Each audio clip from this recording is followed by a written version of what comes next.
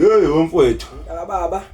Manje mfowethu ngifuna ukushada manje mfowethu ngakho ke bengifuna ukuthi senze ama invitation letter. Invitation wani ngonkulu? Phela lezi incwadi zokumema abantu phela emshadweni. Hayi. Yabona ke umntaka omkhulu mangabe ufuna ukuchata. Chata qha kuphela ungabidi abantu. Ungabiza abantu. Abantu babitelana.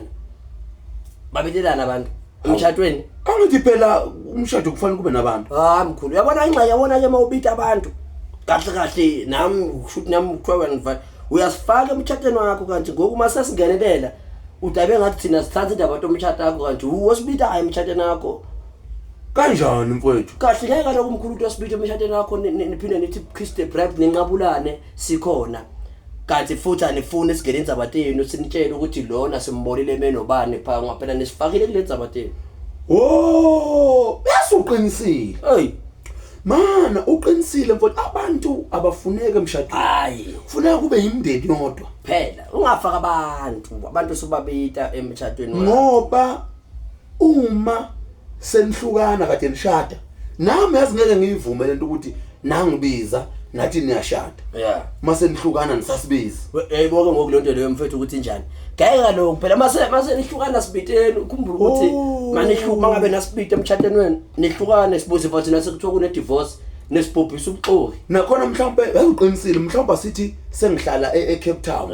mina ngisakhuluma eCape Town bakhulumisa nezithombe ngithi ayilana sasemshadweni kabani kanti lo mshado awusekho sibhobhisa ubuxoki amshado ngamanga umuntu abuthatha umshado obuvethe ukuthi lawo ba divorce hayibo ba divorce kanjani ningazi andathi kanjani ngoba phela bangisendela invitation ndafika pha why bengazani sendele ngokuma be divorce hoyi abantu mfowethu noma kuthiwa bekhumtshato wesintu noma kuthiwa bekhumtshato white wedding abantu abangabizi abantu sobabita yabona thina ukuthi waphatha uyalobola lobola lo kushintwa imindeni phelele iyona mase kuneyinkinga kufanele kumele ibingane ngoba manje abantu bazophawula bazophawula ani phela manje ubafakile bayadna bayibona le yanto hayi nabafakazisa ukuthi nina kunonabizwa umfundisi nenathi umfundisi ngeke sihlukane hawu lento suvele wayenza yabalula hawu uyabona uchatha ungabidi abantu bengabizwa bayi number 1 anyakuza